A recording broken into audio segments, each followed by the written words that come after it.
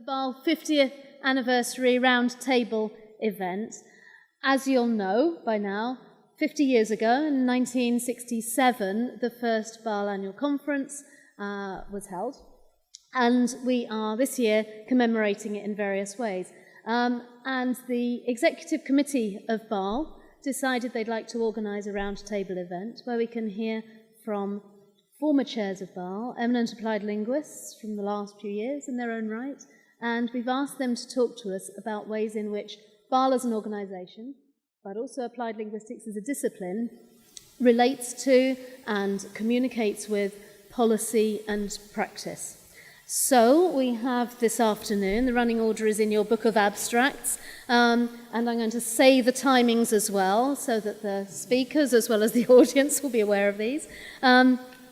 First of all, we're going to hear from Susan Hunston. Each of the speakers will speak for 15 minutes. So Susan for 15 minutes, then Ros Mitchell will speak for 15 minutes, Mike Baynham, and then Greg Myers for 15 minutes each. And then we'll hand over to Guy Cook, our discussant.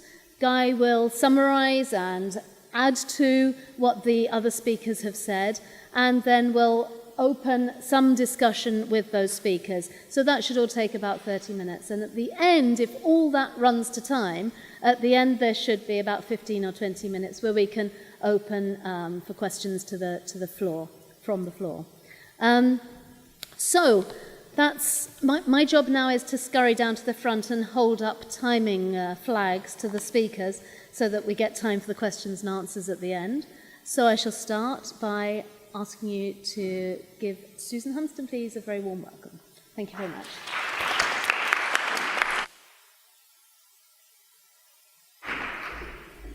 Thank you, and good afternoon, everybody. Well, I began my talk in the way that my first anecdote relates to. I was once sitting at an airport waiting place, and I was by the cash desk of a shop. And the person at the cash desk, every time somebody came up to pay, said, "What is your nationality?" And you could tell the British customers, because every single one of them, when asked, "What is your nationality?" began, and then chose anything from a range of possibilities. And I started to think, well, what is applied linguistics? I'm afraid my answer to that may well start with, not sure. So I'm going to begin with a few observations, loosely related to organisations I've been involved with over the years. And this is in no particular order. So one of these organisations is the slightly uncomfortably titled UCGAL, or University Council for General and Applied Linguistics. And when this started, it was going to be called the University Council for Linguistics, which had the benefit of brevity. But BAAL did object to linguistics being taken as the cover-all for linguistics and applied linguistics. And so some negotiation took place with it, the argument being that linguistics was not simply a little bit of linguistics, it was an equivalent discipline to linguistics. And so, after some debate, there was the less elegant but more acceptable University Council for General and Applied Linguistics. Turning now to ILA, the International Association for Applied Linguistics, which a while ago wanted to ask each of its affiliates what they thought applied linguistics was, and kind of gave up the attempt as being likely to lead to more heat than light and more debate than actual answers. In 2014, for my sins, I sat on one of the REF sub-panels, and this was the sub-panel for English, and I was representing linguistics on the English panel. And 2 points to make about this. One is that it became apparent that linguistics was spread across many, many sub-panels. English, linguistics and modern languages, education, and here Guy played a an important role in ensuring there were applied linguists on the educational subpanel, and also psychology and area studies. And I don't know if there were other subjects that were similarly spread across different subpanels, but I didn't come across any. We had to describe as a panel, as a subpanel, what we were doing, what sort of stuff could come to us. And there again, there was a lot of negotiation about what we should say linguistics was, and whether we should simply say, look, this is linguistics. If you do linguistics, what you call language or linguistics in your department, send your stuff to us and we'll deal with it. Or whether we should describe in great detail what we meant by linguistics and applied linguistics and how they might relate to each other. That experience of being on that panel fixed in my mind, if nothing else had done, that linguists have more in common with linguists than they do with other people. And whether they call themselves linguists or they call themselves applied linguists, they have more in common than they have differences. And finally, the ESRC, which, as you know, is again divided into subpanels, and where linguistics keeps moving around. So it used to be with psychology. Concerns were expressed that applied linguistics did not really sit with psychology, and so now it's on the panel with education and law and a few other minority subjects. And it reflects, I think, a perceived ambiguity about applied linguistics. Is it like psychology or is it not? So the upshot of all this, I think, is that applied linguistics is to some extent a contested term, although I'm not sure at all that applied linguists feel all that contested. I don't think there is an identity crisis within each applied linguist, even though it's a kind of contested term. It contributes to a range of intellectual endeavours, and BAAL has always played a crucial role in ensuring that that contribution is acknowledged. The difficulty in being so useful to so many areas is that the integral character of applied linguistics, its unity, can be overlooked and, as I've mentioned above, can be spread a little thin. And I think BAAL again plays a crucial role in maintaining the identity of the subject, even when members belong to a wide variety of institutional organisations. BAAL has always played a crucial role in ensuring that a model of language that sees it as a purely mental phenomenon is not acknowledged as dominant. Linguistics as a social science is crucial, I think, to BAAL's identity as its diversity. It's important that this is what linguistics is not an easy question to answer, and problematising that description is an important part of BAAL's role. So is applied linguistics a discipline, and what would make it so? The shared concerns are language as a social phenomenon, as I've said. Language is at the heart of all social enterprise. It's how things are said are really important. Whether we're looking at how juries reach verdicts based on the language they've heard, how groups within society are represented in the news, this is all where language plays a part.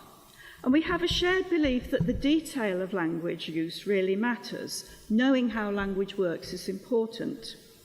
We don't simply commentate generally on Trump's rhetoric. We know precisely what it is about his language that is odd. We have a technical knowledge about language, whatever model of description we use, and we put that knowledge to use. That puts us very much in alignment with general linguistics.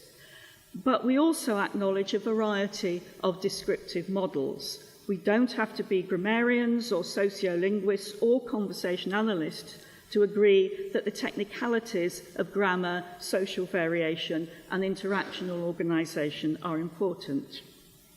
And finally, I think we have a shared understanding that language as a real phenomenon is found in real contexts. It isn't studied by making it up. We use data, and the data is naturally occurring. We may use a lot, we may use a little, but we use it. I want to highlight 3 places where I think BAAL has made a particular contribution and where applied linguistics has made a particularly important contribution to our understanding of society. And I'm just cherry-picking particular things here. I could mention many, many more. One is the studies of the representation of individuals and groups, whether that is the representation of the self, identity, or the representation of others.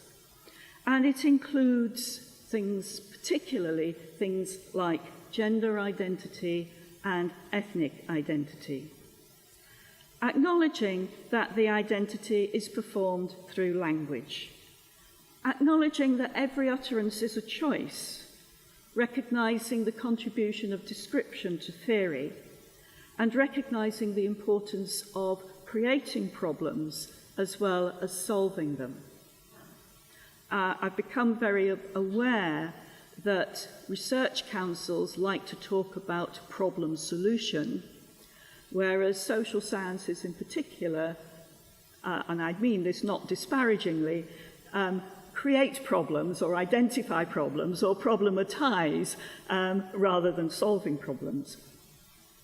There is language and knowledge construction, and you'll forgive me because this is a particular interest of my own.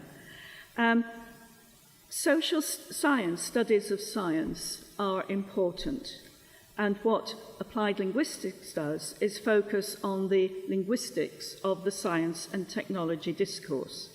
It establishes how language constructs knowledge and knowledge communities. This has been put into practical use in teaching languages for specific purposes, or more specifically, English for academic purposes, things like genre studies, corpus studies of academic text. That practical use may have sidetracked us a little from the issue of the role of language in how we perceive and construct our natural world. And the third point is about language learning as a social experience. From studying classroom discourse to identifying diversity in language learning, seeing learning as not uniform, not linear, and context-dependent. Recognizing overall the political implication of talking about, in particular, English, rejecting the native speaker, rejecting the inner circle, recognizing English is plural, English as a lingua franca, and in doing so, influencing language teaching and challenging stereotypes. And if I might digress for a moment and ask a question not to be answered necessarily now, does anybody else share my concern about the use of speakers of English as a second language as an indication of coterminous with doesn't speak English very well, with an ignoring of the fact that many speakers of English as a second language speak English perfectly well, and this is not an identifying label? I ask that question just because it's on my mind at the moment. So I'm going to finish as I began, with a little anecdote. I was on an interview panel, and we were interviewing somebody whose discipline area was geography. And I asked some sort of question about geography as a discipline. I don't know what, it doesn't matter. And he said, well, geography isn't really a discipline. It's more of a kind of coffee club.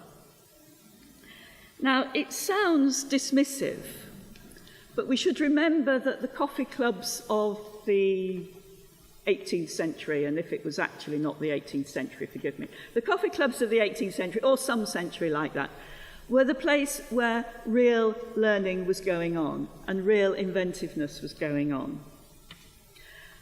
I would be quite happy, actually, to describe applied linguistics as a coffee club, and I would see BAAL as the very congenial host of that club.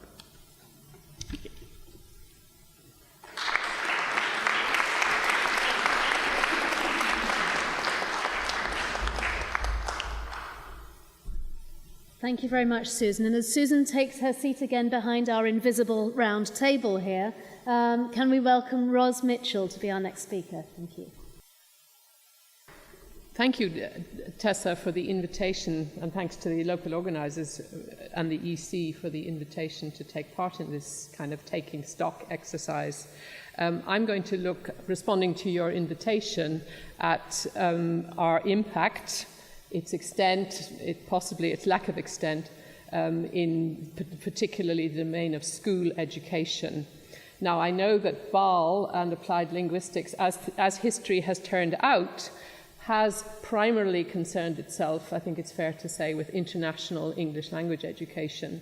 However, that wasn't the idea from the very beginning, and there remain faithful linguists and applied linguists who concern themselves with a much broader spectrum of educational activity. So I'm going to talk particularly about British education and try to look at the impact of linguistics over the past few decades. So just to begin with a snapshot of the current situation, looking at English as a subject in British schools. It has settled status as a demarcated, bounded national curriculum subject, with a very strong focus in that curriculum on literacy, on standard English, on grammar study, and on literature. Much more limited attention is given to oracy, to new literacies, or to digital literacy. There's a strong stress on achievement really in a monolingual curriculum for all, that standard English is everybody's entitlement, and this is despite widespread and increasing societal multilingualism and societal translanguaging practices. And above all, like other subjects, and English is no exception, there's a strong backlash from tests, which now include phonics screening checks. In case you wondered what the image on the right is, that's a test item from the current phonics screening check. And yes, it is meant to be a non-word. Anyway, there's a strong backlash from tests right from the phonics level up through the grammar, punctuation and spelling tests at the end of primary school through to achievement in GCSE. As for other languages, they're still defined as modern foreign languages. Typically, the focus remains on leading European languages. Since 2014, study of one language is actually compulsory both in the upper primary school at Key Stage 2 and in Key Stage 3. And the so-called EBAC academic target for age 16 does include a foreign language, so that it's expected that academically higher achieving students will take a language at that level. However, GCSE in languages, which has been seen as insufficiently demanding, has been made tougher, with the result that many schools are now extending the GCSE course to 3 years, leaving only 2 years for the introductory secondary school program. There's a renewed curriculum emphasis in foreign language education, just as there is in English education, on explicit grammar and on foreign language literacy. Cultural contacts are in decline. Resources are an issue there. And most importantly, languages are perceived and avoided as hard subjects. Now, what's a hard subject? A hard subject is a subject where it's hard to get the same kind of grade at GCSE or at A-level as that same child would be achieving in other subjects. Just to stick with languages for a moment, Tinsley and Board have produced yet another of their splendid reports, courtesy of the British Council now. Thank you, British Council, which tells us what's happening, and it gives us a snapshot of what's happening in foreign languages. So, for example, this is the most recent statistics for GCSE languages at age 16. We can sum this up by saying that the position at age 16 is roughly stable at the moment. Just under half the children in British schools are entered for a GCSE in a language. It's running at sort of 49%. It's failing to get over the 50%. However, achievement is another matter, because many of those students don't get very good results. Okay. So GCSE, about half the population are studying one language or more. In other words, half are not. Okay. So half our children are not receiving 5 years of foreign language experience in secondary school. A-level, of course, is much more of a disaster. A-level is in decline until this year. Spanish was the cheerful story, but even Spanish is not now increasing, and A-level subjects are declining substantially, so that even in French there are about, about 9,000 entries in French at A-level. And that's, of course, the pool from which our future teachers, university students in the first place, are going to come for languages. So, marginalisation is a very serious issue. How does this accord with what applied linguists thought or wanted? If you study the history of BAAL, for example, you actually find quite a consistent story in terms of the view of language education that applied linguists were enthusiastic about. Okay? First of all, of course, to advance understanding of linguistics itself and promote a principled approach to developing knowledge about language, language awareness, grammar, whatever you choose to call it. Okay. Secondly, a clear concern historically with a view of the central educational role of language and the idea that language is important right across the curriculum. Thirdly, a commitment to links across the different, if we have to have subjects, let's join them up, for goodness sake, links across the teaching of English and other languages. Again, a commitment to multilingualism, promotion of multilingualism, support of multilingualism, and again, of course, a commitment to promoting effective pedagogy. It's interesting, if you go back and read, as I did once in my history capacity before Greg finished the story, if you go and read the very first minutes of BAAL, you don't see a concern with international ELT. You see a concern with language education much more broadly, including international ELT, but a serious commitment to this kind of agenda in British education. So how did that play out over the years? Well, in English, it's very interesting to go back right to when BAAL was founded to look at something like the Schools Council Programme in Linguistics, an awareness right back in the 1960s that, if you like, grammar study was lacking, that the literature movement had gone too far, and that a principled approach to language study would be a good idea. Grounded then, and indeed, this, again, not much has changed in some sense, in systemic functional linguistics. Then there were moves to promote English language as a separate subject of study at A-level. That's a recent date, but of course the English language was a campaign that was kind of fought and won in terms of visibility of some kind of knowledge about language awareness study in the curriculum. Then, of course, when we came to the time of the national curriculum and all the discussions around the creation of a national curriculum, the what to do about explicit language study and grammar reared its head all over again, and we saw huge debates and arguments, first of all around the work of the Kingman Committee, and I'm glad to see a representative of that committee here, then the Cox Committee, similarly, and finally, English crystallised out as a national curriculum subject, but we in BAAL, but particularly CLI, the Committee on Linguistics in Education, continued actively to comment, to try to provide input to make the treatment of English principled and related to current understandings of language and research.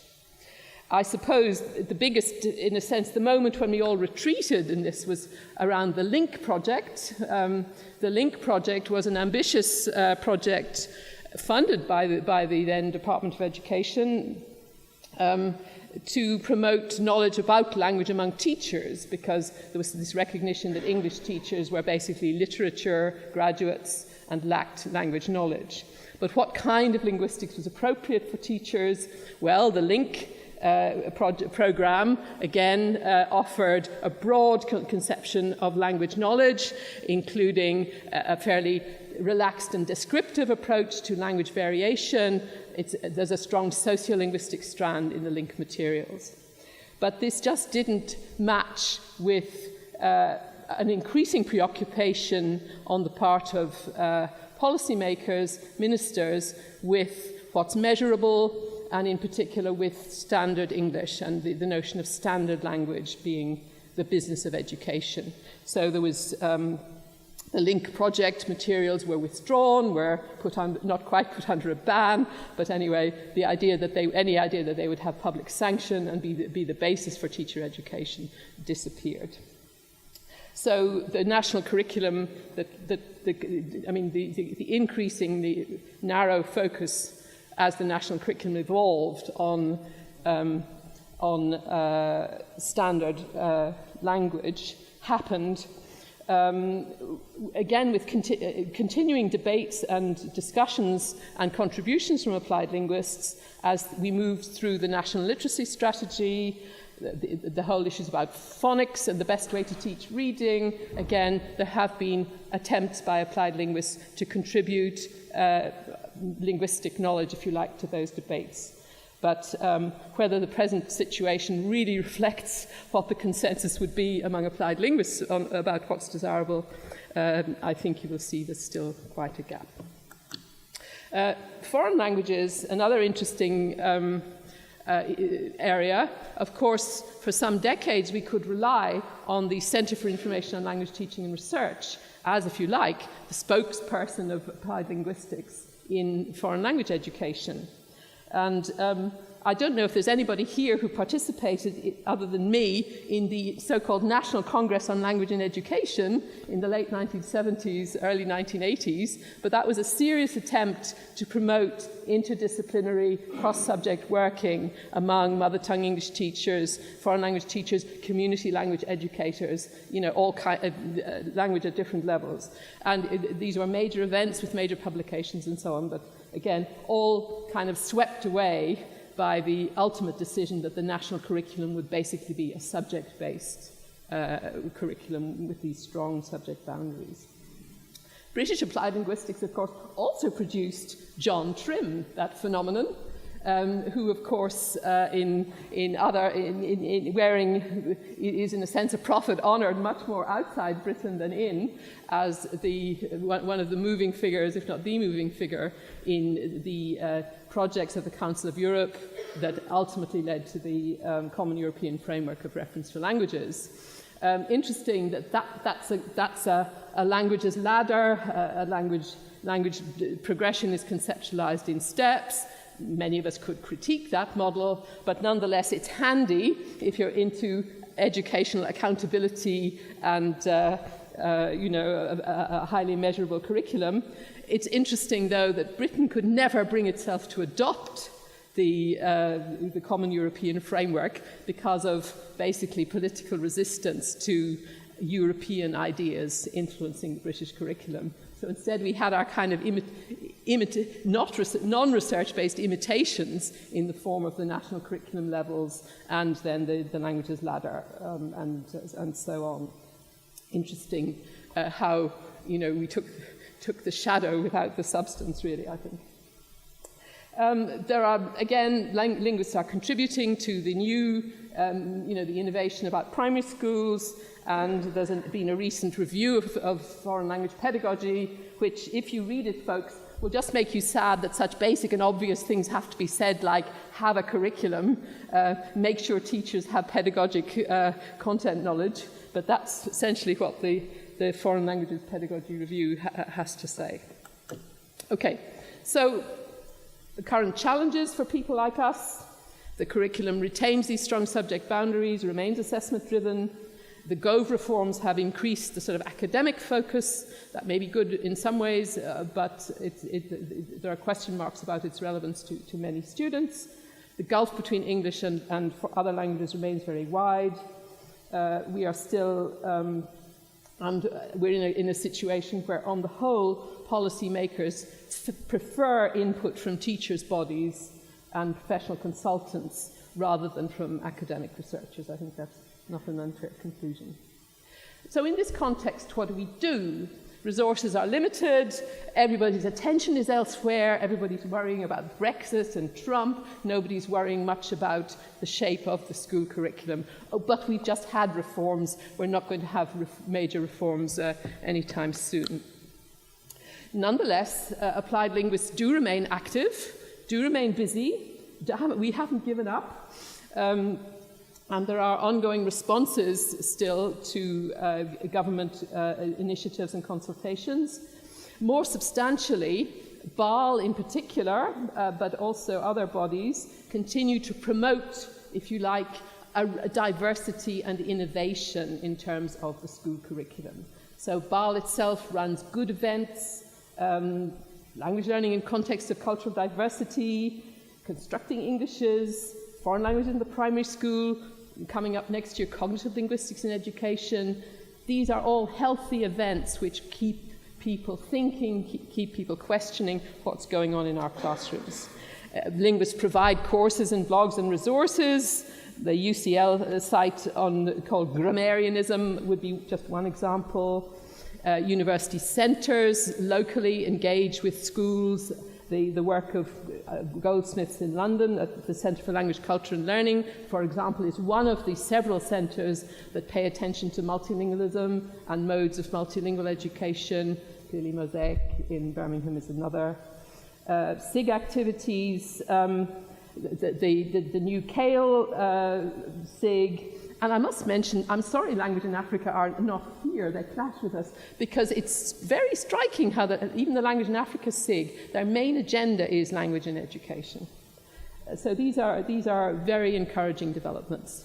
And if you look carefully at the REF impact case studies, you find a few that are about British education among the applied linguistics impact case studies. Not very many, but you do find some. So just to finish. We have, over the years, I think, quite an honourable track record of advancing research-informed educational proposals. However, this vision of joined-up language education, reflecting the things we think are important currently, for example, multilingualism, this remains distant. National policymakers are not that welcoming of our voices. However, clearly there are groups, and we've just illustrated that with a few of these, who are engaging very actively with UK educators in bottom-up ways, and thus sustaining and promoting some diversity and innovation. Ready, if you like, for the next time public discussion moves round to, yes, but what do we do to make education fit for the 21st century? Okay. Just on the administrative front, Susan began with the wonderful UC GAL, and I'm finishing with it. I do feel that if we're thinking about lobbying policymakers, that even the combined linguistic groups are probably too small and too underfunded to have much impact. And it's really the bigger associations who actually have a secretariat, have money for publicity of machines and so on. We are going to have to work through those if we're going to impact seriously on policy. So, for example, the Academy of Social Sciences, possibly the British Academy, these kinds of bodies might be the way to go. But at the moment, keep going, folks, on the bottom-up projects and interactions, because in the long term, those projects are going to be needed. Thank you. Thank you very much, Ros. Ros, as she said at the beginning, was invited by us to talk about BAAL, applied linguistics, and policy in language education in schools. We invited Mike Baynham, our next speaker, to talk about BAAL, applied linguistics, and policy relating to migration, citizenship, and asylum. So we welcome Mike now to the stand.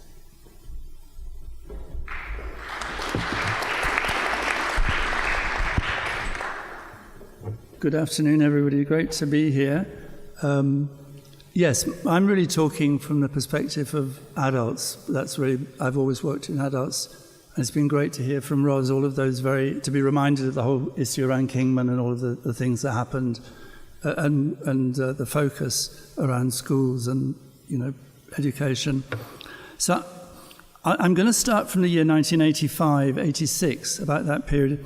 Now, that's not just because those were the years that I kind of burst onto the scene of applied linguistics, but rather there was a kind of decisive opening out at that point of the scope of applied linguistics to encompass a much broader range of themes than before.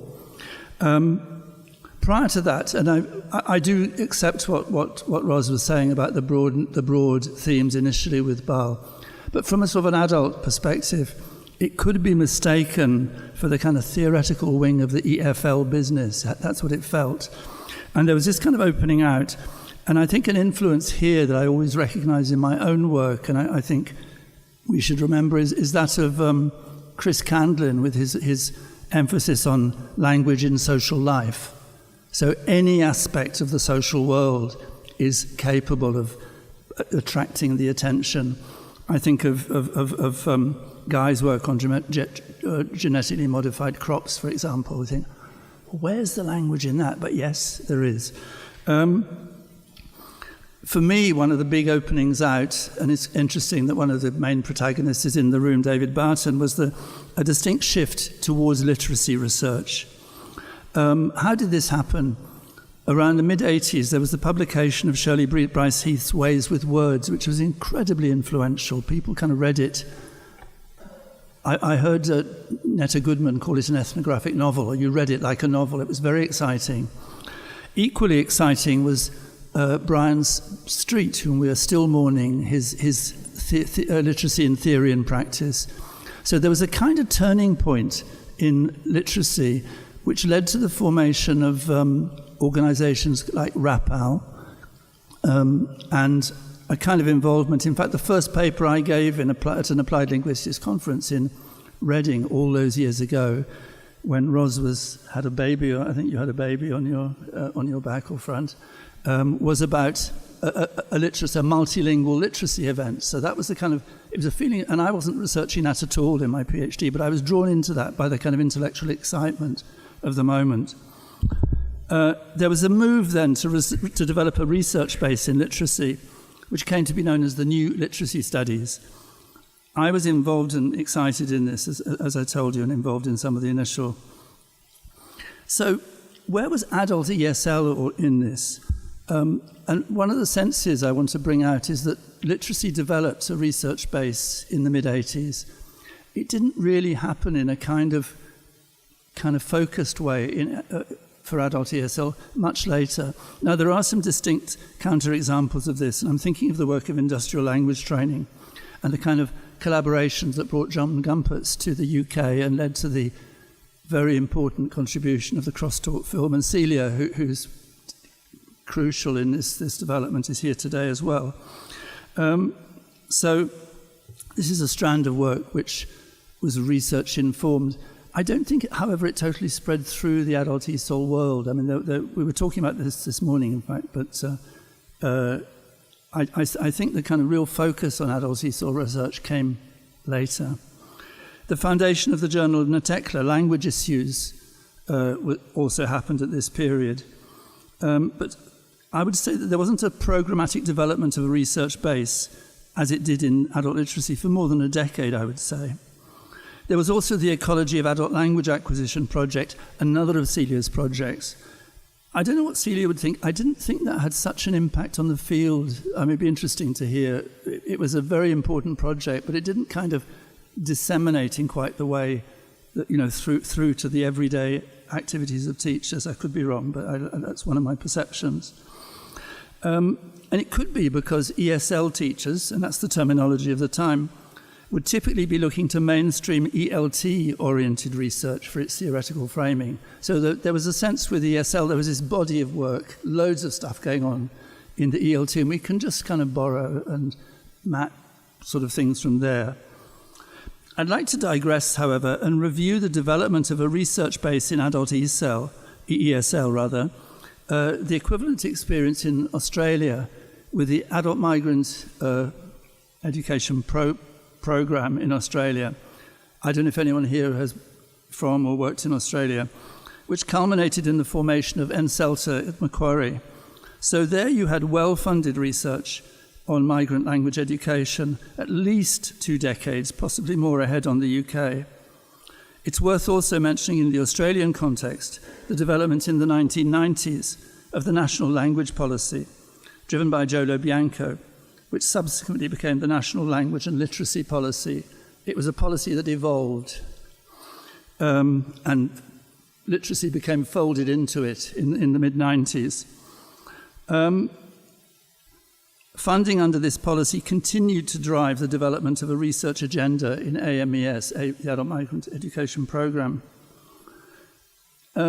It's worth mentioning also that Lobianco's National Language Policy embraced multilingualism and linguistic diversity in its scope and made it central, and was thus not narrowly framed. So where was multilingualism in the UK? This is a brief overview. In the mid-80s, what do we have? We have the Linguistic Minorities Project, and Marilyn is here, who's a key member of that project. Both Marilyn and Celia were great encouragers of me when I was doing my PhD, which arguably had a kind of, it was looking at sort of language learning of migrant communities in London. So research into community language teaching was ongoing. That's a strong strand. I'm thinking of the work in Birmingham of Angela Crease and Adrian Blackledge, also Vive Gregory. So that was a strong theme. My sense, though, was that it wasn't kind of drawn together at that point. So at this point, I'm going to make a shift from then to now. Okay, I was talking about the 80s and what came out of the 80s. We're now well into something else. There's a move away from multiculturalism and diversity towards a focus on citizenship and borders, the re-emphasizing of English language proficiency in the process of gaining citizenship, which reconfigures the relationship of ESOL provision to policy-driven processes of inclusion and exclusion. So ESOL teachers have to be continually, am I being co-opted into kind of reporting on or making sure that this person can or can't stay in the UK. There's been a changing focus from longer settled communities to newer migrant groups, including asylum seekers and refugees. So what I want to do for the rest of my, how much have I got? Great, that should be okay. The sort of changes in politics and policy from then till now. I want to mention the influence on the development of an adult ESOL research agenda from the policy direction which resulted in the 2000s from the Skills for Life policy, resulting in the funding of an extensive research program, which a number of people in this room, including myself, were involved in, through the National Research and Development Centre, NRDC. Here, however, the policy was focused on adults learning through English and lacked the multilingual focus, say, of the Australian National Language Policy. Another influence which I should mention is the International Lesler Organisation, a collaboration that emerged out of intensive research focus on adult ESOL in the 1990s and 2000s. So that's the point, I think, when I would say there's a kind of an emergence of a kind of visible focus on research in adult ESOL. And it's indexed by the number of PhDs in this area.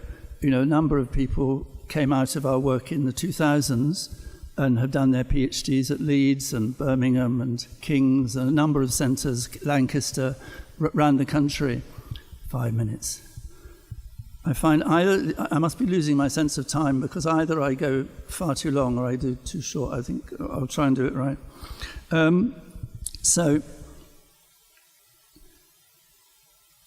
So basically, what I want to sort of move on to is advocating what I call an ecological approach to adult ESOL, and a number of people, including particularly the late Leo van Leer, have talked about ecological language learning.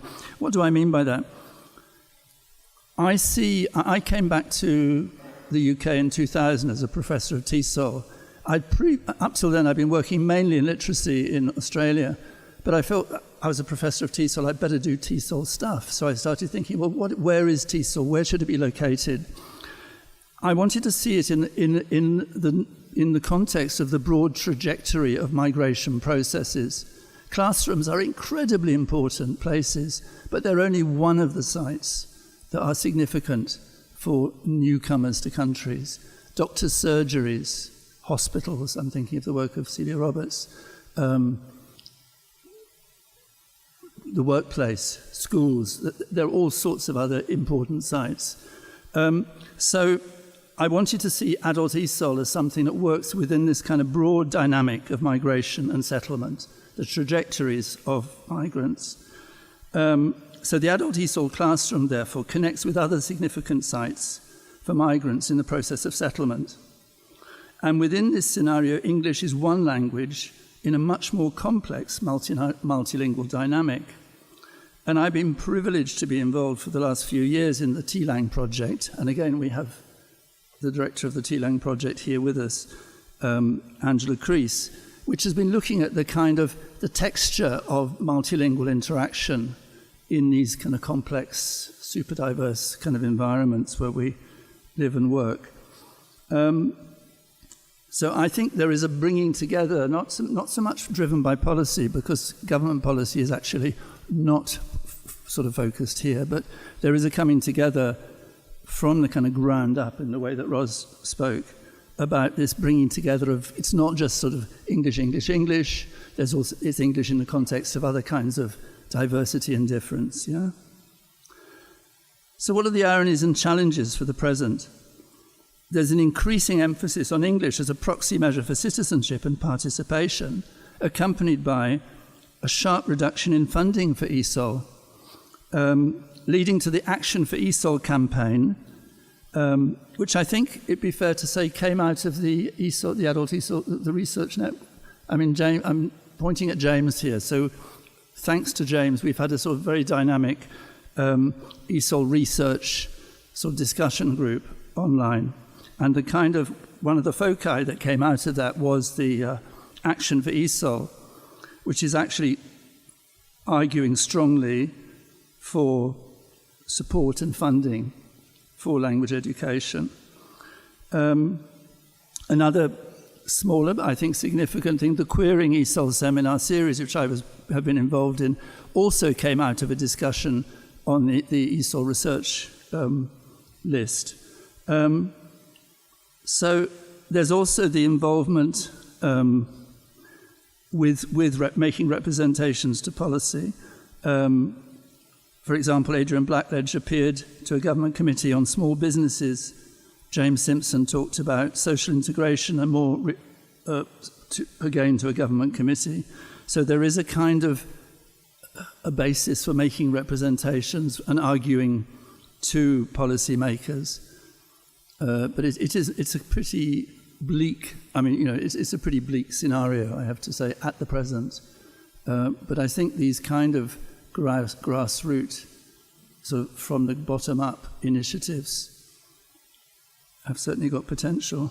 And politics is so weird now, you just don't know what's going to happen, do you? So I don't want to be pessimistic. Anyway, in conclusion, I would see adult ESOL as a strongly emergent focus in applied linguistics research, despite this harsh policy environment, which is indicated by the range of adult ESOL-related doctorates, young people, 1 minute, what young people getting into research in this area, and the kind of range of publications.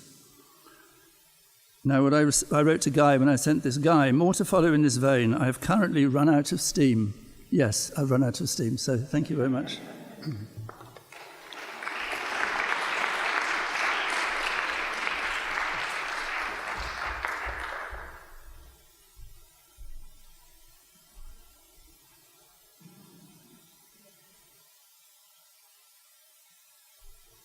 Thank you, Mike. That was a timing question.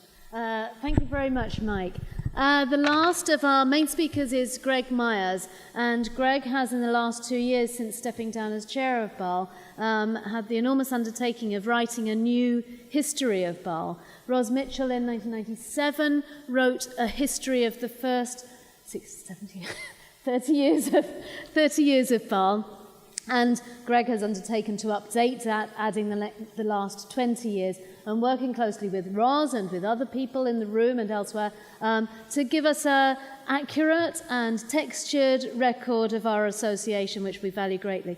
The link, I believe, to the document was sent around through BAAL Mail. Yesterday it will be on the BAAL Mail, on the BAAL website. Now I believe it's already up there. So we thank Greg for that. And he's going to talk to us about some of the insights that doing that piece of work gave him to the way our organisation works. Thanks, Greg. Okay, thank you, Tess. To be fair, more than half of this history is what Roz put there, and I tried to follow Roz's format closely and approach to it. That is, she said you interview all the previous chairs, and you look at all the newsletters and all the EC and AGM minutes you can find, and you base it on that. And she kept it very much a record, not really a history, in that it has no narrative, so I wouldn't recommend that any of you pull it out tonight and read it before bedtime, because it isn't structured to have that kind of narrative history. It's to record things so that we don't forget them. So what I'd like to do is pull out some details from it that might be of interest and maybe lead to some wider discussion. First, I'll just very quickly point out some of the highlights I'm not really going to talk about, but are clearly indicated in the last 20 years. That in the last 20 years, the membership increased a great deal, the conference attendance increased a great deal. Probably it could be one of the most important changes in the history of BAAL, the invention of SIGs, which are a very important form of its existence now. And something Roz and I discussed in our exchanges back and forth: to what degree did the change in the monitoring and intensity of university work affect the way we organize and run BAAL as a volunteer activity? Okay, those are all interesting things. They aren't the things I'm going to talk about. I want to start with plenaries. 1978, these were the plenary speakers. For the first 10 years of BAAL annual meetings, there was no special invited speaker. People got a message that says, we're having a meeting in the autumn, does anyone want to talk? And those people talked, and there weren't parallel sessions or any of that. So the first time for the anniversary session, they were already into anniversaries then, and they were already inviting a whole bunch of BAAL officers to get on the stage then in 1977. But in 1978, the first time they invited others, they invited these. I hope you can read them, but what's interesting about this list is it's already saying that the point of inviting plenaries is to broaden what BAAL stands for. So the first one, Eric Evans, is, as far as I know, not a linguist at all, but somebody interested in Welsh education and in promoting the use of Welsh in Wales. Kenneth Pike, as you probably know, is a very idiosyncratic and brilliant and interesting American linguist. And the third one is what struck me here. I don't know if I'm pronouncing this right. Verity Saifullah Khan, look up, is best known as an anthropologist who studied the Pakistani community in Britain and then led the Linguistic Minorities Project. So that's a very interesting choice. At first, it seemed quite surprising to invite an anthropologist. Then when I read further and saw that two research officers on the Linguistic Minorities Project were Marilyn Martin-Jones, who's here, and Ewan Reed, both of whom were BAAL stalwarts. So she's in a line that does certainly connect to our concerns. I guess the reason I put these up is I thought I'd go back and find that we are inviting a wider range of plenaries now.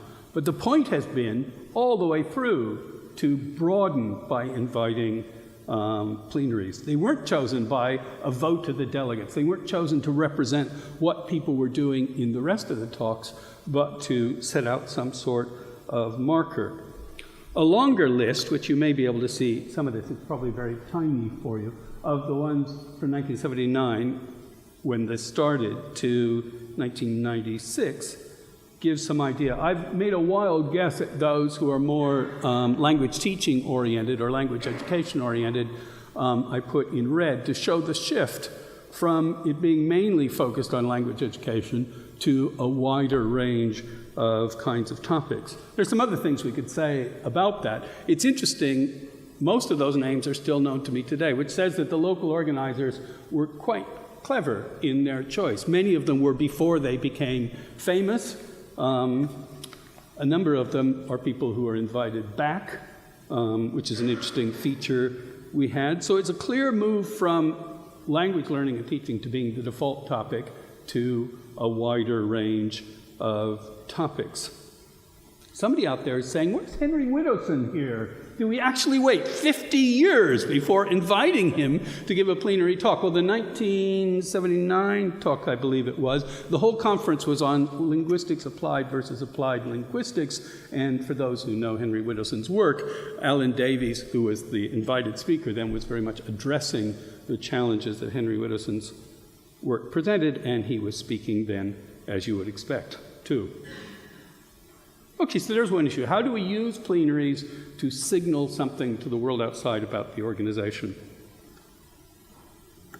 Something else. Think about the annual meeting. And for this, I'm going back to 1997, a year that Susan was organizing in Birmingham, because I still had the program for that, something we don't generally save, the program, but I still had the program for that. Several points emerge in the comparison. One is that meetings have gotten bigger, though not vastly bigger, but they have gotten bigger. So in the early years, the meetings were about 70 to 90 people. About this time, the mid-90s, they were up in the mid-200s. They were in the about 180 or so, and now they're more in the mid-200s. So it's gone up some since then. I thought we'd have a different ratio of men to women, but not at all. Most of the presenters then were women. I didn't want to guess with the current program from people's names, but you can look around the room here and guess at the gender ratio of this conference here. Perhaps the biggest and most important difference is the number of papers presented. Not a vast difference in the number of people coming, but a vast difference in the number of presenters. So then they had 4 parallel sessions, and Susan said earlier, that's the maximum they would let us have, and now we have 13 sometimes. So some people might be thinking, oh, that must be a decline in quality of the papers. Not at all. They were very heavily selected for this. There is perhaps a decline in the quality of audiences, in that you could very easily, with 13 parallel sessions, wind up with very few people in the room, where with 4 parallel sessions, you could always count on a fairly large audience.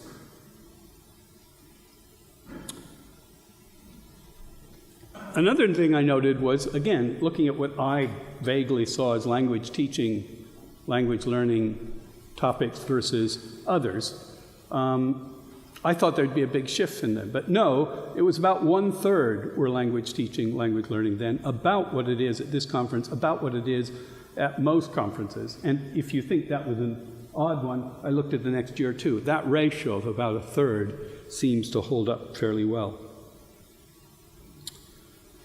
Another thing I'd like to get you to think of is the web page. As Paul Thompson pointed out, you can always go back to the web page through the Wayback Machine. This is what it looked like in 1999. Now, if you're ever asked who started X, any topic like that within BAAL, you can pretty likely to be right if you just say Paul Mira. Pretty much any question of that, the answer is Paul Mira. So he's the one who said in 1995, before this, we ought to have a website and set it up at Swansea. But that doesn't come up on the Wayback Machine. So the current, the baal.org.uk URL does come up on the Wayback Machine, and this is what it looks like. A few comments on this. If you can't read it, this is what it says. You can tell it's an early website. In some ways it looks like now, but nobody needs to click on the underlined words for a link, right? You don't need to do that anymore. The way it's conceived of here, as many web pages around then, was as a version of what we already had as the print flyer for the organization, as a kind of one-way publicity like that. I think we were lucky in Paul Thompson, the first web officer, and Martin Edwards, as being people who already saw of it, not as something you just used HTML to set up a nicely designed site, but as something that would be a repository not just a static page. And so that started pretty early on, and it developed over the years to have things like the Guide to Research, the Good Practice in Research and Proceedings, and quite a bit of information. Just as an idea, I think there were probably about 8 pages in 1999 linked within the BAAL website, and there's now 620, and Martin Edwards kept it at that by force of will so that it wouldn't just sprawl all over the place. One of the interesting things about the earlier history is it doesn't mention BAAL mail, something so important to us today. Now, it had already begun then. It was set up by Lynn Cameron. You know, because when you look at BAAL mail, it says Majordomo Leeds.uc.ac.uk. So you know it was set up here. It's kept the same form since then. So unlike the website, which changes somewhat in how we use it, is redesigned, is set up, it keeps carrying on its same old format. Now, for announcements, that's an excellent format. Send something to a list, it sends it to everybody on the list. For discussion, it's a terrible format. So it's a bit of old-fashioned technology we've carried into the present. It's interesting that no other kind of format, when you want to complain about, say, our choice of plenaries, no other forum you can go to have that kind of discussion. Now, the topic here of the conference here has been diversity. This is a bit from an old newsletter. I'll put it in bigger print for you. I think, too, we should be more conscious than we have been about the composition of our membership. In a profession with a higher proportion of women than most, our work has still led to a succession of male chairpersons. When do you think this was?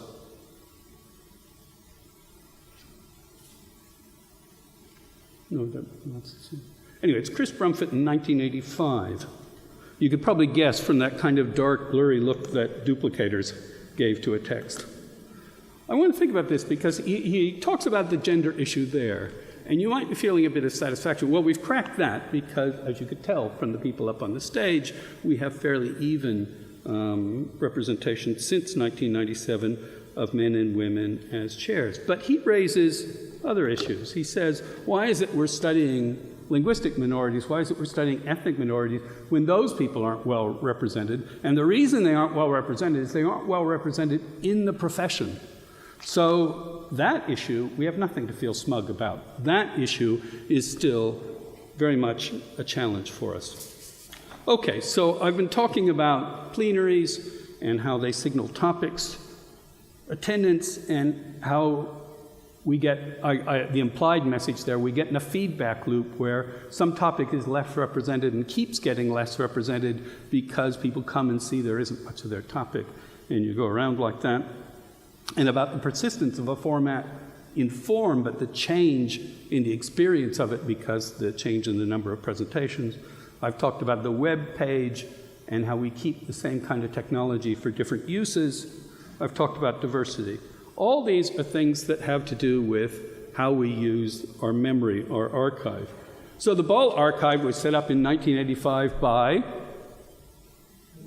Palmyra, yes, who saw then fairly early in the organization that we needed to start saving some things. It's incomplete for some periods. Both Roz and I have been very frustrated at some of the things that have been missing there, but it's still a very useful resource.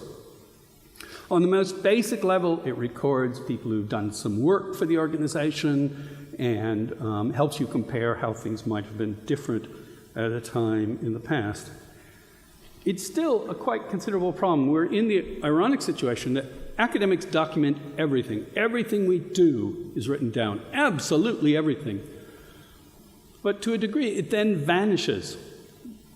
In the departmental history I've also worked on, things vanish. It's very hard to get answers to very simple questions because of how things disappear. So what do you include in an archive? Well, minutes, but what about the reports that went into the minutes? What about letters? What about discussions? There's lots of questions about that. In a way, everything already being in electronic form should make it easier, but it also makes it harder. For instance, the discussion a few years ago about gender and plenaries on BAAL mail. Did anyone save that? Is that saved as part of an archive? And yet that is part of the discussion that makes an organization. So I'd like to end with a simple proposal for how we do this, based on the frustration that Roz and I somehow had on being able to pin these things down. What I suggest is that at the end of every meeting, Dawn Knight will, in calligraphy on vellum, write down the results of the meeting. When there's an important BAAL mail text, she won't leave it to the dots, to the bits online. She will write it out in vellum on some, or vegan equivalent of vellum, like that.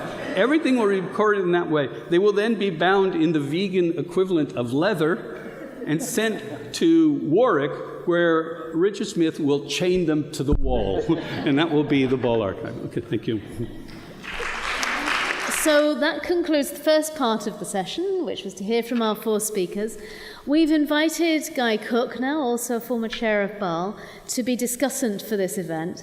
And Guy's challenge now, we're a little bit running over time, so Guy's challenge is to spend absolutely no more than 30 minutes summarising and discussing himself what the speakers have raised, the issues they've raised and so on, and then, if he sees fit, to invite some of the speakers, our 4 speakers, to discuss, to comment on any issues that he raises about that. If he can meet that challenge and finish by 5:45, it'll give us 15 minutes for questions from the floor. So I'd better let him get on with it. Thank you very much, Guy. Okay.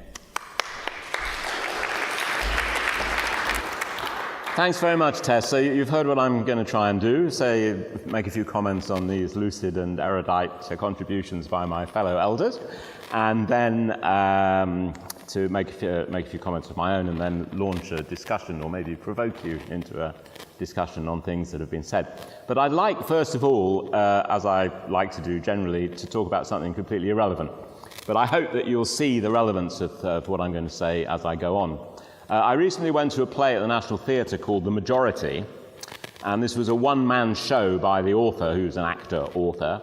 And during the course of this production, the audience, who'd been given a little voting device, were asked to vote on various issues, okay?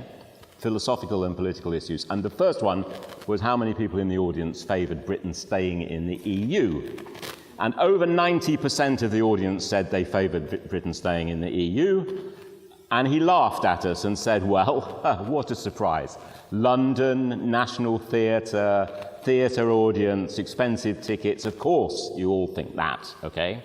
And after that, in a way, every vote that was taken was coloured by this feeling that we were a little sort of inward-looking, cliquey audience who all agreed with each other anyway.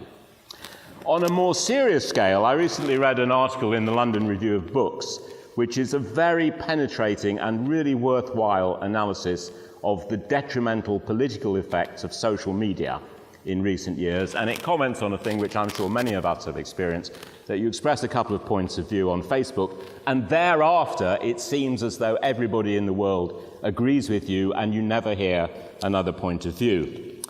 I think this is relevant to BAAL, actually, and I hope you'll agree with me by the end of what I've got to say.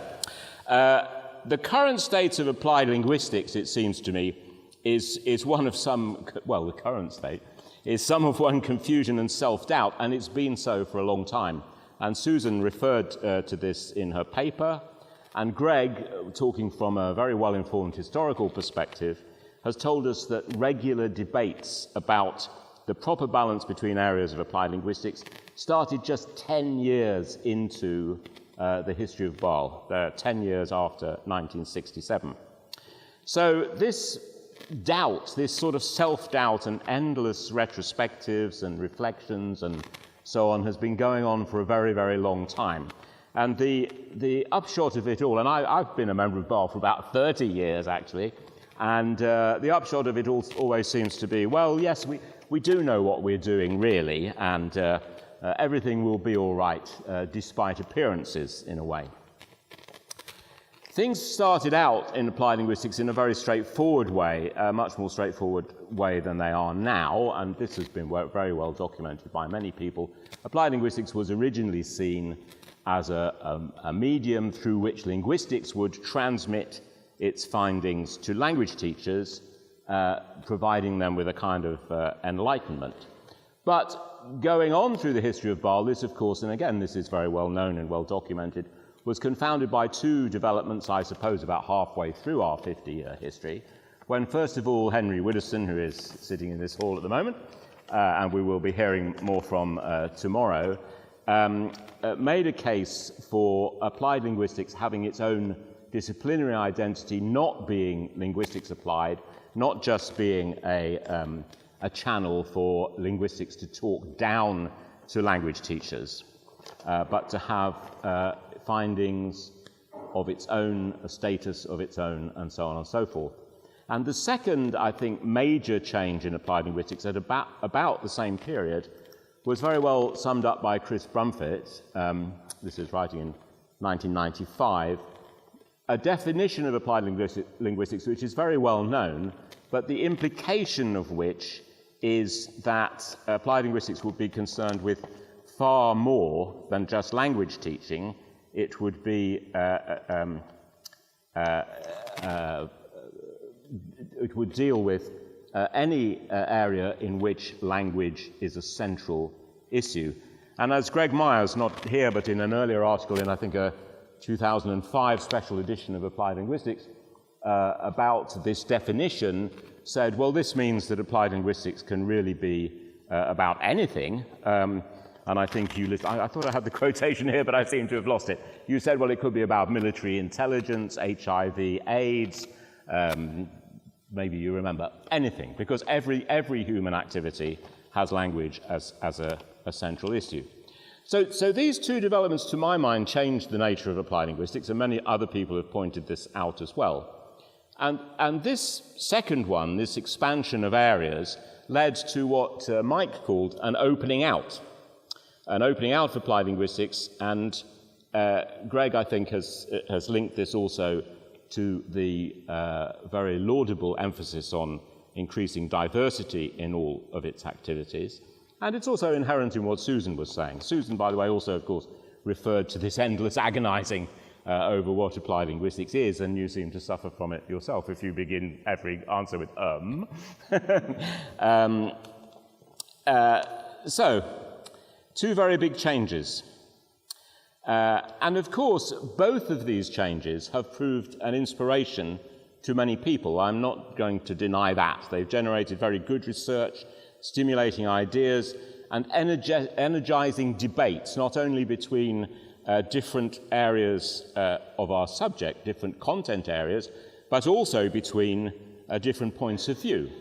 Susan mentioned the debate between whether language should be studied as an element of something in the mind or only and always as an element of society. Though I don't quite agree with you about that, because I've always believed that the study of language as a mental phenomenon is as valid and as important as the study of language as a social phenomenon, and I would not like to see it excluded from BAAL.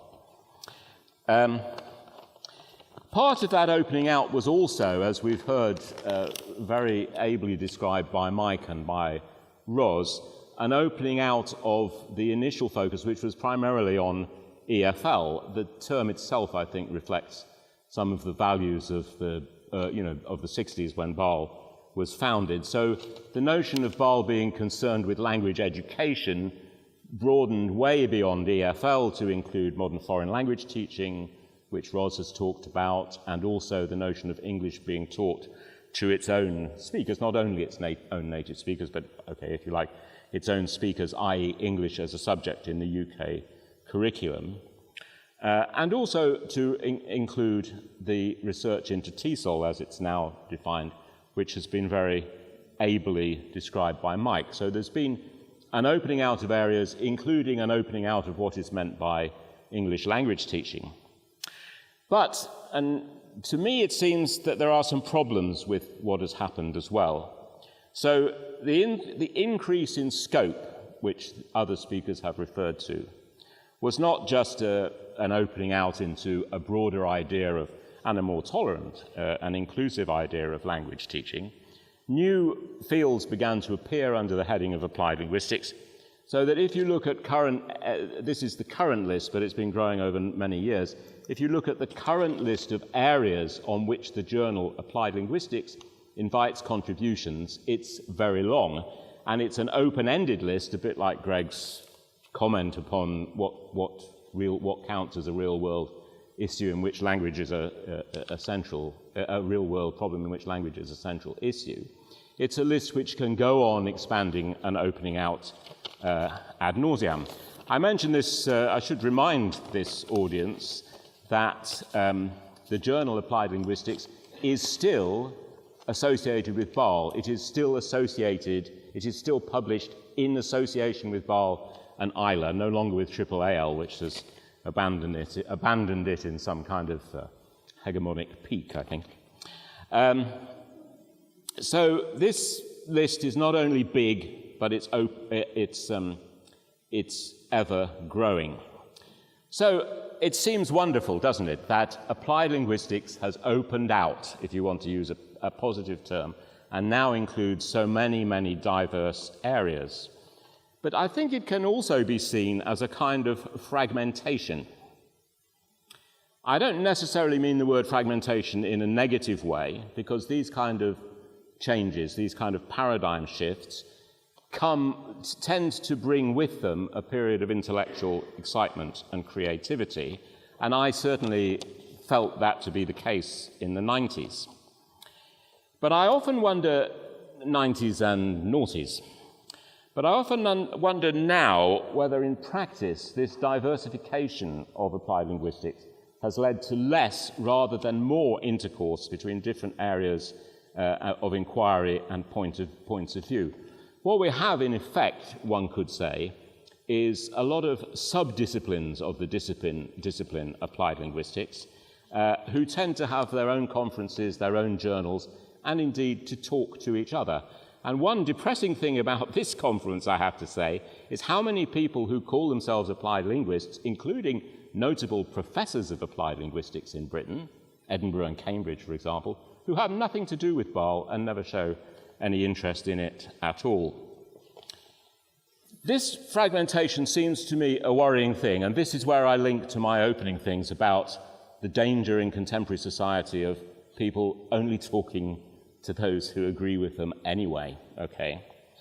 And this has been aggravated, I think, by the culture of research assessment, which has been referred to by more than one speaker. So Greg listed the research assessment as one of the major factors influencing the development of BAAL, and Susan referred to it as well. I think you did as well, Ros, actually. Maybe you all did, actually.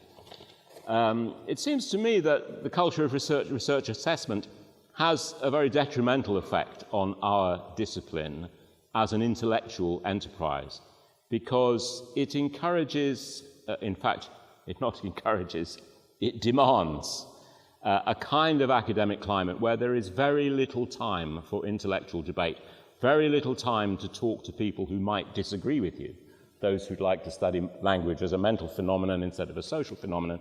And this fits with what was a very promising opening out of BAAL, because although that sounds so great, it actually has compartmentalized people into a potentially sterile atmosphere.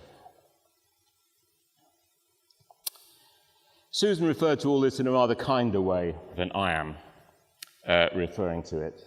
But I think we need to be very careful. I don't want to be too negative. I don't want to be too detrimental about current developments. There's an awful lot of amazing work being done, and that's been described to you by other speakers. But there is a danger, I think, of getting a little bit too self-congratulatory about the diversification of applied linguistics and not heeding the dangers which it brings with it. Of course, any discipline benefits from a certain degree of isolation, okay? If you're interested in the evolution of the morphology of South American birds, for example, you don't want somebody coming along to your conference who says this is all rather trivial and rather boring. So there is something to be said, there is an advantage to be gained in withdrawing to the company of like-minded people. But surely, for an applied discipline, that is a real danger. There's a need to reintegrate, both with others within your own discipline and with those outside, to have a broad general view of the topic rather than just a specialized one. Because whatever else applied linguistics must be, and there have been, as we've heard from the other speakers, endless debates about this, it is an applied subject. And it needs to engage not only with itself, but also with the world outside. We've heard very impressive and admirable histories of some of that engagement, particularly from Ros and Mike, and I'm not disparaging that at all. That seems to me exactly the kind of thing that applied linguistics should be doing, but it doesn't seem to be the kind of thing that all applied linguistics is doing. It's a truism to say we live in very divided times, times of real political urgency and danger. Ros talked about, or at least implicit in everything that Ros said, was the spectre of a very insular and chauvinistic policy making in education in the British curriculum. Mike referred to developments in his field, the move away from multiculturalism and diversity to a focus on citizenship and borders, policy-driven processes of inclusion and exclusion, increasing emphasis on English as a proxy measure for citizenship. Susan spoke of the possibility of detailed linguistic analysis challenging political figures. She mentioned Trump in particular. So what I'm saying really is I think that the easy solution, and it's a solution which is a danger for BAAL, is to shut oneself away, to be like yourself on Facebook or the audience of the play that I mentioned at the beginning.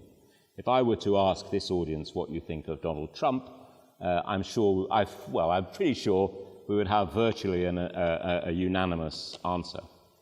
But what applied linguistics needs to do is to improve its capacity to talk to those who disagree with you, government, electorate, institutions, to talk, of course, in a calm, rational way, armed with evidence about the nature and needs of people involved in language education and other language-related fields in contemporary Britain, if we're talking about Britain, engaging in the way that Ros and Mike in particular talked about doing so.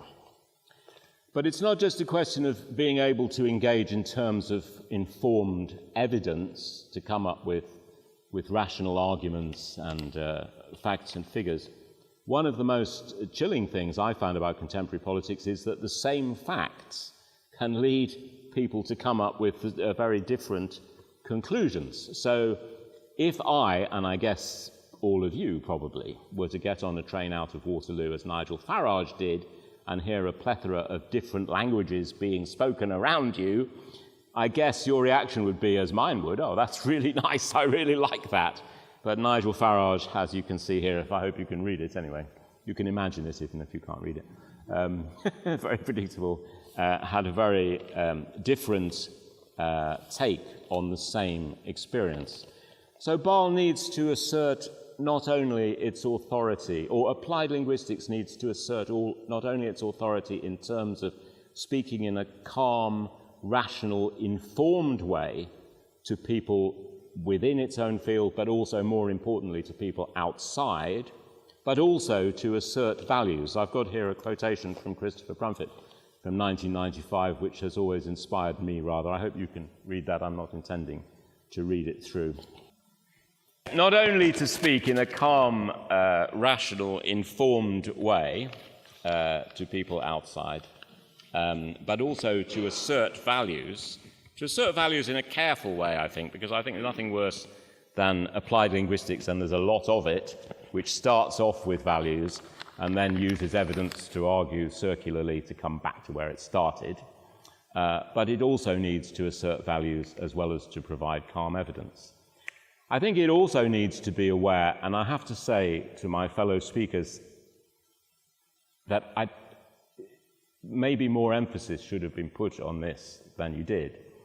BAAL also needs to be aware, applied linguistics needs to be aware, academia needs to be aware of the dangers of the contemporary situation, and not always to be so involved in congratulating ourselves with what we're doing. Yes, this is 50 years of BAAL.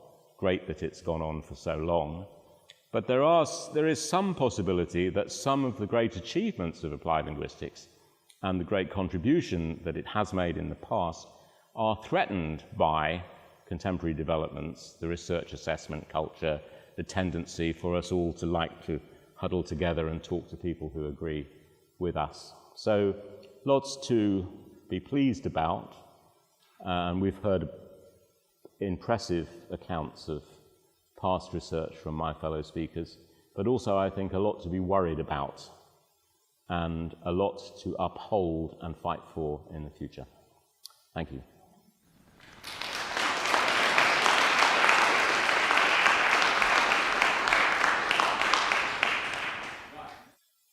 Certain number of minutes. 10, right. So you have, what's 4 into 10? 2 1/4, 2 1/2. You have 2 1/4, 2 1/2. Oh no, my maths is hopeless. That's why I never did empirical research. Right, so the first part of this is to invite comments from the 4 of you, and then Tess, I believe, is going to chair and invite comments from the audience as a whole. Mike. When I was chair of BAAL, we agonised about the introduction of SIGs, which in a way, SIGs is like the manifestation of something. You've been talking about as a tendency to fragmentation. We were worried, is our SIGs going to create fragmentation? And we talked about it and talked about it. Eventually we decided to go for SIGs. So I think SIGs has created a kind of structure which I think has been very valuable.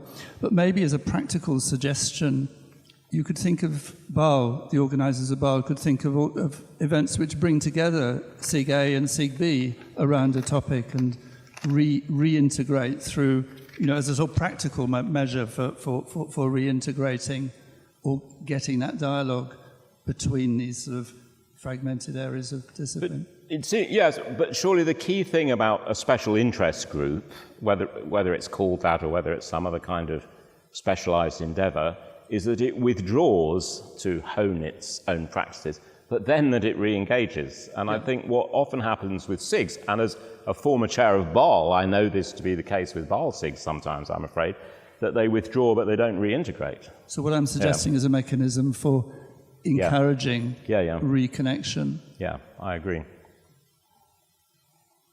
Can I say one more thing then? Oh, please do. Please do.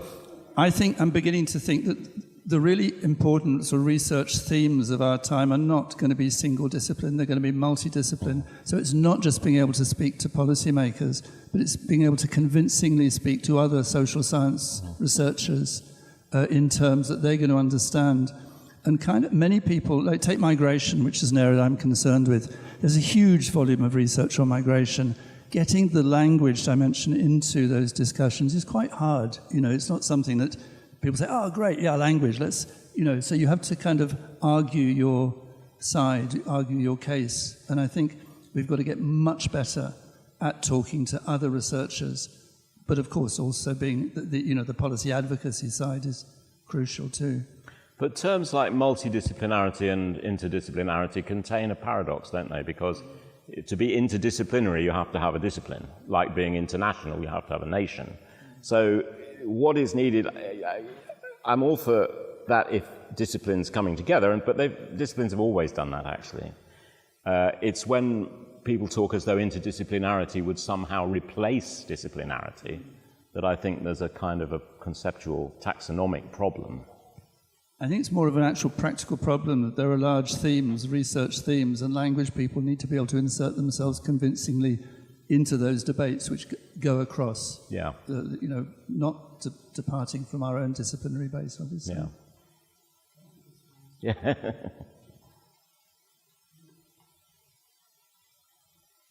I was struck by Greg talking about the plenary speakers in the early days of the conference and how it was a much more diverse group of people than we might have imagined if we thought back to that.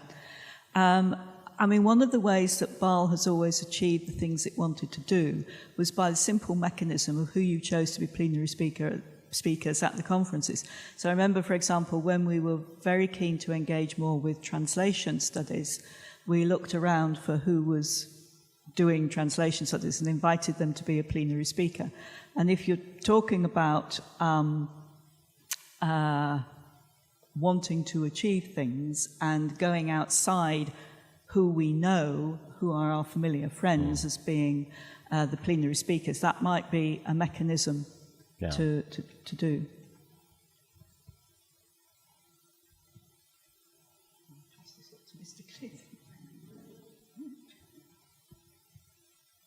Yeah, I think that's absolutely the case, actually, and this morning's plenary was a very informative and interesting example of using the plenary to make us think more broadly. I was interested in your negative comments on the ref. I did look last year at the impact case studies that could have been, that seemed to be associated with linguistics and applied linguistics, and there are very clear biases in the impact case studies that institutions are putting forward. And there's a mismatch between the impact case study profile overall of the discipline and the the thrust of activity that we see at a conference like this, for example. I mean, it's very striking that some areas are more prominent than you would expect. For example, work on autochthonous minority languages is prominent in impact case studies. So work on Scottish Gaelic, work on Welsh is remarkably prominent compared with the proportion of scholars who actually work on this area in the UK totally. Work on, saving languages. I mean, languages that are down to their few last speakers, but we've done something about documenting that language. Again, more case studies representing that kind of work than, again, are reflected in the proportion of UK linguists as a whole, I think. So, I mean, I don't know if this is a serious issue. I mean, clearly it's great that there's work going on disappearing languages, and it's great that there's work going on Welsh and so on. But, and also in certain social areas, it's clearly easier to claim impact than in others. So it's things like we work with the police, you can make a good, and we work with health systems, because those public bodies seem to invite and find useful language activity. But in some other areas of applied linguistics, it's actually much more difficult to demonstrate impact. And of course, I would say, wouldn't I, that education is one of those. So I don't know if this is a serious matter, if the impact case studies are just dress-ups that we do at a certain point of year, but at a certain point in the cycle. But I would be interested in, what you think are actually the other. I mean, that's just one way that it seems to me the ref is affecting at least how we present ourselves. It may not be affecting substantively what we do, but we are also very immensely reactive, I think, to these kind of guidelines and rule books. As I meant it more generally, actually. I don't doubt that there are excellent publications which are recognised as such in the ref, and things which have a very positive impact, as an applied linguistics should do. But I believe that research assessment is detrimental to intellectual debate in two ways. First of all, if people are pushed to produce more than they would produce in other circumstances, and of a certain kind of measurable publication, there is less time and energy and willingness to spend time thinking, reading, engaging with other people. What I remember, maybe this is me suffering from an old man's golden age phenomenon, but I remember BAAL as being a much more agonistic kind of enterprise, where there was a lot of very fertile debate going on. And secondly, the rather obvious thing that if you're beholden to an assessor, you become obedient, and that's less likely to help people develop dissident and creative ideas, which is what is needed in all academic life, I think. So they're kind of not, they're not kind of mutually exclusive, I think. Can I just make a comment in response to what you were saying about the impact case studies, Ros? I think we need to remember that was the first iteration, and a lot of people were kind of almost pulling it together. Well, everybody was pulling it together retrospectively. So it's going to be kind of different, and I think there's the possibility of being more sort of planned. That will be good. Different and better. Well, different and more reflective. Hopefully, and it could. But I mean, in the end, people have got sort of hard-headedly to put in things they're going to think they're going to do well, and it doesn't. The assessors are not looking at the balance. We are, but the assessors aren't. We're going to move into phase 4 now, or phase 3, or phase 2. Thank you very much, first of all, to Guy for leading that discussion and to our speakers.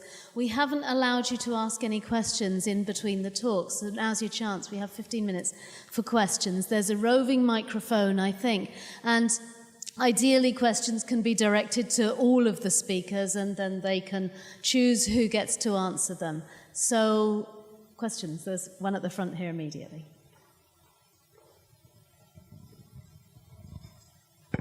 Thanks. Actually, it's just a comment. Nobody has actually explicitly mentioned the fact that this broadening of applied linguistics has been quite substantially influenced by engagement with the other social sciences. So there has been an ongoing transdisciplinary conversation. So, I mean, huge leaps forward, have come from effects of engagement with the work in post-structuralism and postmodernism and sort of conversations of that kind that draw on the work of people like Foucault and Bourdieu, and also more recently de Certeau and Bakhtin. So that's been a very important part of the discussions that have taken place in BAAL in my experience, and I think I went to the first BAAL in '79. Thank you. Would any of the speakers like to respond to that? Well, I'm not sure that it's always fertile. My experience of, you mentioned postmodernism, of debates around postmodernism and engagement with the social sciences is that it's always, it never questions it. I don't go to many fora where somebody might question postmodernism and raise the possibility that it's actually detrimental to some forms of academic endeavour. I mean, just to raise a debate between the two. Sorry? Yeah, I think there's a very vibrant debate about different angles, different perspectives within both post-structuralism and postmodernism. And it's ongoing. I mean, take, for example, the most recent issue of Applied Linguistics Review. I haven't read it, sorry. Yes. I think. Julia. Yeah. Thank you very much. I find this extremely interesting discussion, and I just wondered if the panel had any views about how the history of BAAL related at all to the history of applied linguistics that Kees de Bot, for example, has recently published, or at least last year or so, and whether the concerns of BAAL in applied linguistics correspond with those of other associations and with those that Kees de Bot makes prominent in his history. So the question is about how the history of BAAL relates to Kees de Bot's and others' works on applied linguistics. Should be great.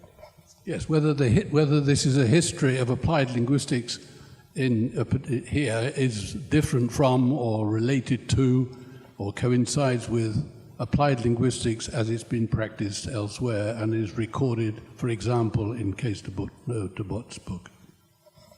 I do cite that book in the history so people can compare it, but my sense from that was it's different in two ways. Roz and I were intending to write an institutional history, not about British applied linguistics, but about this organization, which is not the same thing as British applied linguistics. But also because, as I was sort of hinting in my talk, the kind of thing that he was talking about centrally, experimental work on variables in language learning, has not been central within BAAL. And so I was trying to hint we need a discussion of how that happens, that something you would get a lot of at AAAL, you would not get here.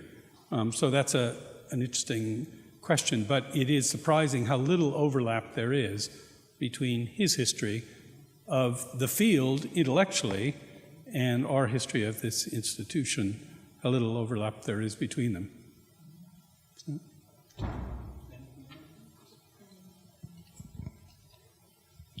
was going to say that the thing I referred to about Isla wanting to survey what people thought applied linguistics was, the different affiliate members, was essentially finding out which affiliates had applied linguistics as, I think you said, the intellectual end of English language teaching, or whatever it was, as essentially about language teaching and learning, and those organisations that had a different view of it.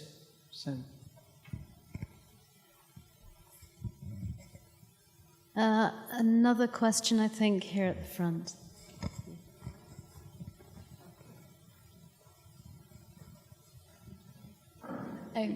Thank you.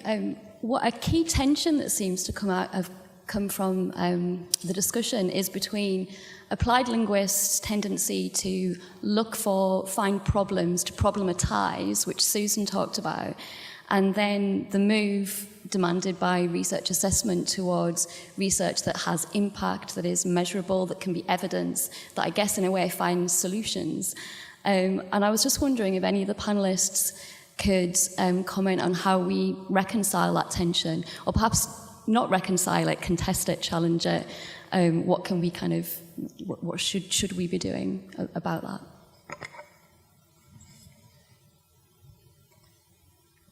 Could you remind us the tension between?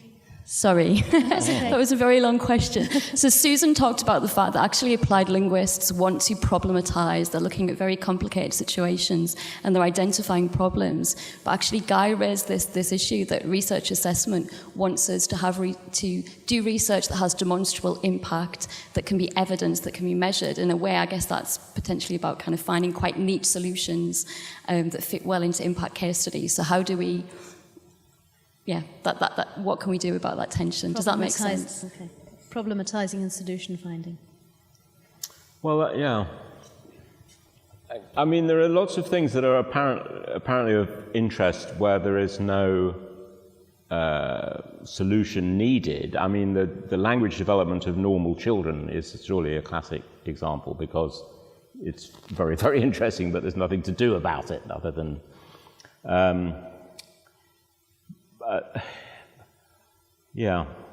Alan Davis used a very interesting word in his definition of applied linguistics. He used the word ameliorate. So the role of applied linguistics should be to ameliorate problematic areas, i.e.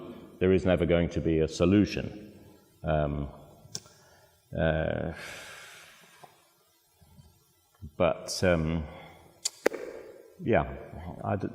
don't see it as a problem in the way that you do, I think. Sorry, I'm being completely inarticulate. Susan, your talk was mentioned in the question. Well, yes, it's a very good point, and it was one I hadn't thought of at all.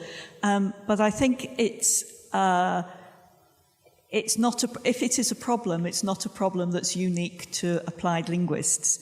I think it is. I was expressing it as an issue to do with social sciences, as opposed to, say, medical research where it's quite obvious if you cure the patient you've succeeded, and engineering, if your bridge stays up then you've solved that problem, and so on. And I think where the value of social sciences is very often is that it does uncover an issue that people didn't realise was an issue.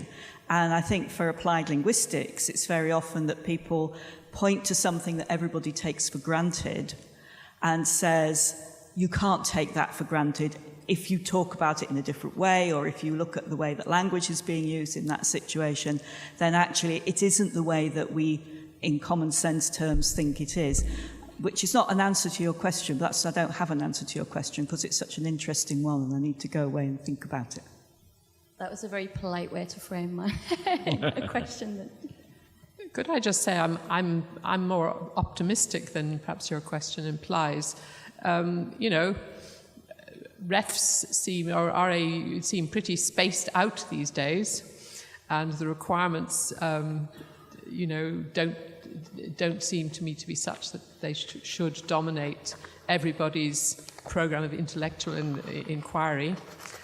Yes, institutions are being managerial about all these processes, but it seems to me there are sufficient spaces, sufficient get-togethers, and I mean, for example, we still have very positive examples of long-term funded, relatively blue skies research programs. I mean, the multilingual cities program would be an example, where there's plenty of space to problematize, to relate to other disciplines, to conduct research on process, on if you like, on contemporary life. And I'm sure the participants in that program, can deliver something to keep their managers happy. But it does seem to me there are sufficient messiness and space in universities' intellectual life, for serious debate and inquiry to continue, and that, in a sense, you should all keep your nerve.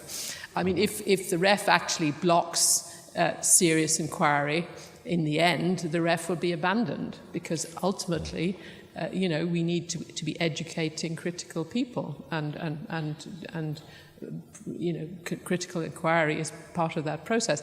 If education, what is valued most, social science education actually produces the kind of people who are going to navigate and cope with this coming century, perhaps arguably better than others.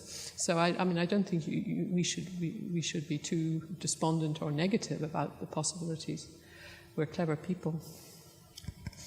Sorry.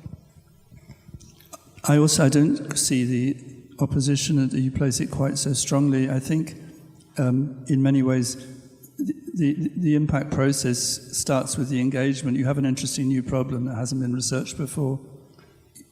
Creating involvement around the designing of the research with user groups or people who might be find it useful. So I'm not sure that the two are quite so antithetical as you were suggesting. I think that in many situations, many concrete situations, there's lots of opportunities for getting interesting work going parallel to. And I think our T-Lang project is, I think we've tried to do that, and with some success, and I don't think we were narrowed by it. I think it expanded us, really.